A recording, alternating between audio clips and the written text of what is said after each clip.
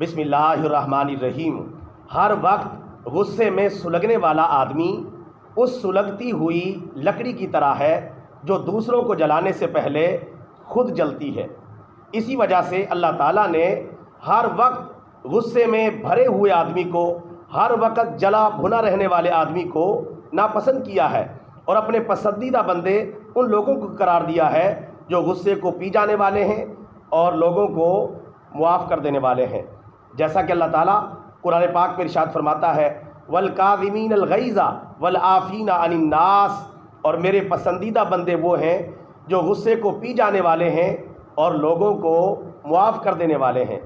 اور اسی وجہ سے پیارے رسول اللہ صلی اللہ علیہ وسلم نے جامع ترمذی کی ایک حدیث مبارکہ میں ارشاد فرمایا کہ اصل پہلوان وہ نہیں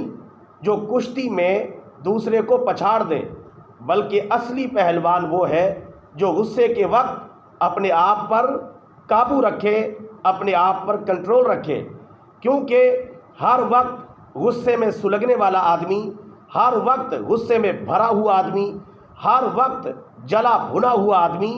نہ تو دین کا کام ڈھنگ سے کر سکتا ہے اور نہ کوئی صحیح طریقے سے دنیا کا کام انجام دے سکتا ہے۔ لہٰذا خوش و خرم رہا کریں، با اخلاق رہا کریں، حسن سلوک سے دوسروں کے ساتھ پیش آیا کریں، اور کبھی غصہ آ بھی جائے تو اپنے غصے پر کنٹرول رکھا کریں، کہیں ایسا نہ ہو کہ شیطان آپ کو کسی غلط طریقے سے استعمال کر لے اور آپ کی دنیا بھی تباہ ہو جائے اور آپ کی آخرت بھی